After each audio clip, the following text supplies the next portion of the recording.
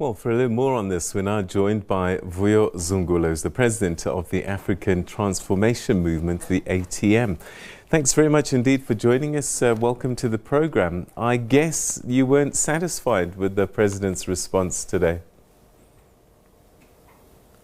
I think all citizens were not satisfied because the president blatantly undermined Parliament and by so doing undermined the people of South Africa who elected members of Parliament to hold the executive accountable and ensure that the executive is always kept in check when it comes to their actions. The president, I think, let me put it out there in terms of the process that happens in Parliament wherever oral questions are done. Parties indicate to the NA table responsible for the questions what questions they are going to pose, and the NA table responds to say edit here or we're going to change it here. And then once it gets to be approved by the NA table, it gets to be sent to the president at least 2 weeks before the time that he needs to respond via the oral sitting, which was today.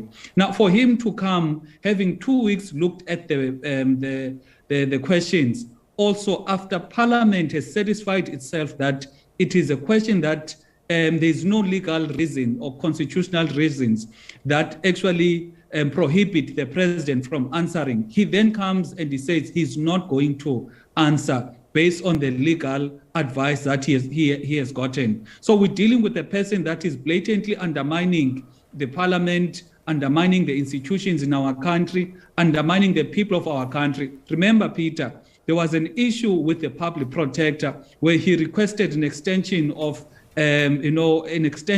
about 14 days. Again, with the Reserve Bank, even the Reserve Bank, he also requested an extension even there. So we're talking about someone who clearly knows that he's violated the law, he's broken the law. That is why he does not want to account and answer to all of the questions that are posed on this issue. And lastly, it is very important for us or the citizens to understand that our role as members of Parliament, as the Constitutional Court judgment had said in the previous term, that we need to hold the executive accountable. The Parliament can't sleep and allow the executive to do as they please.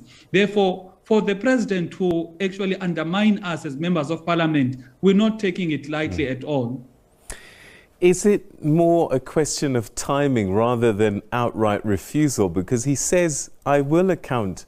I don't mind accounting.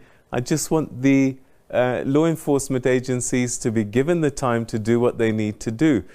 He's not saying that he will never answer, that he's running away from the story. I think it's timing for him, rather.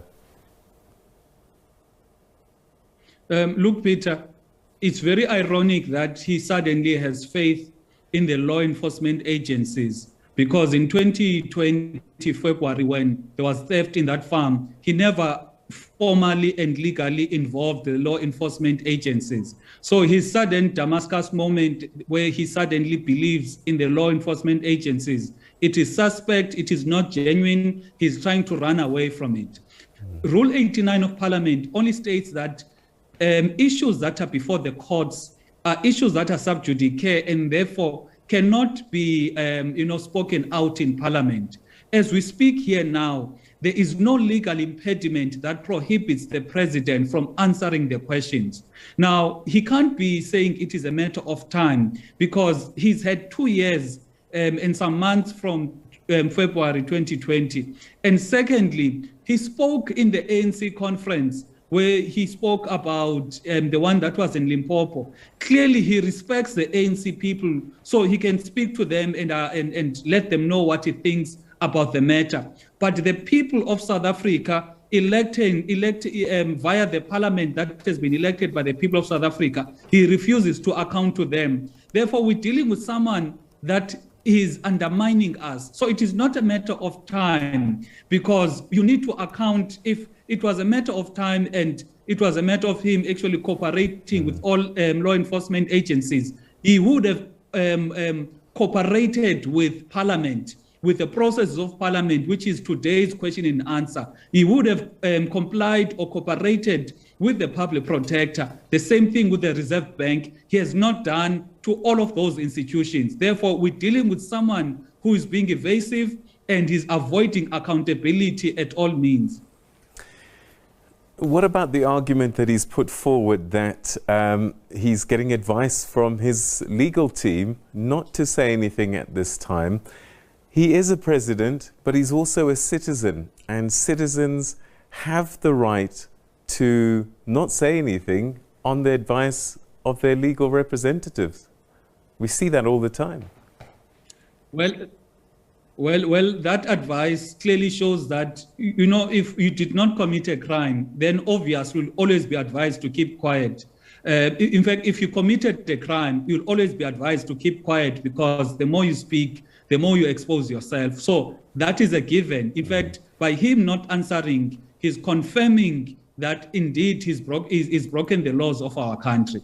However, that is not the case, because the legal advice must be informed by the Constitution. Any legal advice that he may have must be informed by the laws of our country. Now, as a president of the country, he is obligated to answer questions in Parliament, and today he has blatantly denied or refused to answer those questions. And like I said earlier, there is no legal impediment. This legal advice is not saying because you have been charged, therefore this is going to be in the courts, therefore this you need to keep quiet because you are going to violate Rule 89 of Parliament. There is no rule or a legal stand that he's having that is prohibiting him from accounting to Parliament. The reason why Parliament is important, it is to ensure that we do not have an executive that can break laws, abuse their power, and then hide behind non-existent legal advice. So that is why we believe that the president of the country is undermining and in fact destroying the credibility of the institutions in our country, starting from the most important institution, which is Parliament, which is the representatives of the people of South Africa. Based on what's happened so far and how much he's been willing to share or not share, do you think that it's enough for him to step down? He should have stepped down as soon as that thing became public knowledge, because he's violated so much laws. I'll start with one. Section 34(1) of PRECA states that everyone, particularly public representatives, have an obligation to report any corruption or theft that exceeds 100,000 rands. We know that is not the case. Section 96(2) of the Constitution states that the president or members of the executive must not put themselves in a position where they are going to abuse state resources for private gain.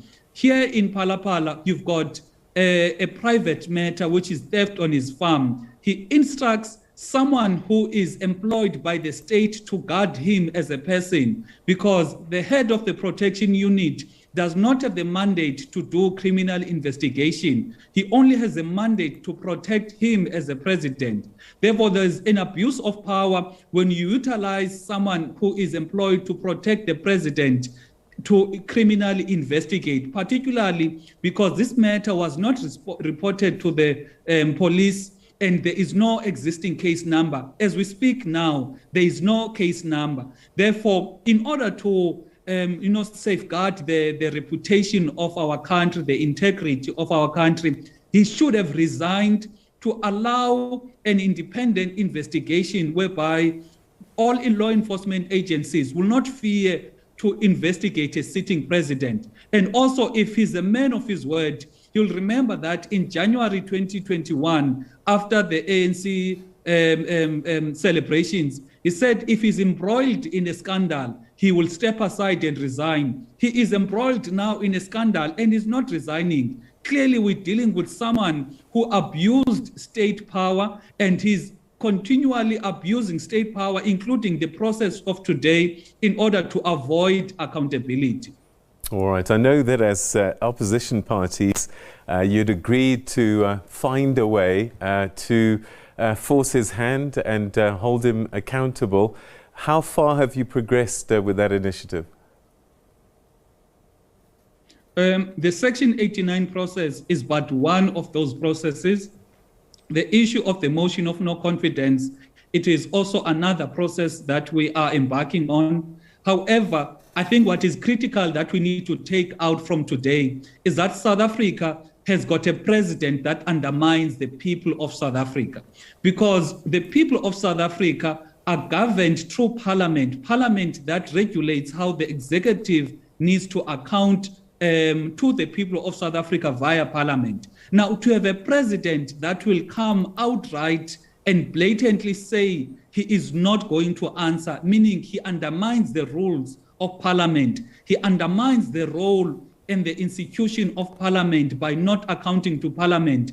He can't be trusted, he can't be taken seriously. He can't be coming now and say, let us respect the law enforcement agencies, whereas he's undermining the institution of parliament. You'll remember, Peter, that in our country, we've got all of these institutions that need to operate independently. The reason why parliament is critical on this matter, it is because none of us in the opposition parties are dependent. All right, okay, it looks like we've lost Mr. Zungula there, but I think he had shared his thoughts with us, very upset. He says that citizens generally across the country not satisfied with the position that the president has taken on answering important questions about the robbery that took place at his farm. All right, we'll leave that for the time being.